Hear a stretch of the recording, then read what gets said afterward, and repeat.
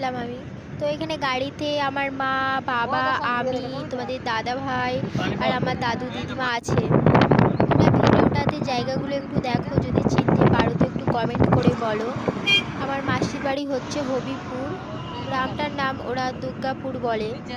বন্ধুরা তোমরা কেউ লাইক কমেন্ট করতে ভুলো না। তো এবার আমরা মিষ্টি নেবো বলে একটা মিষ্টির দোকানে দাঁড়ালাম। তোমাদের দাদা বলছিল কচি ফটো তুলছি, তো ছবি তোলার জন্য দাঁড়াচ্ছে। আমি বললাম না না, আমি ছবি তুলছি না, আমি এখানে ভিডিও করছি। তো আমি মাসিদের বাড়ি এখানে পৌঁছেই গেছি। তোমরা দেখো এই আমার মাসির মেয়ে শরবত জল দিচ্ছে। তো এই পর্যন্ত, বাই, টাটা।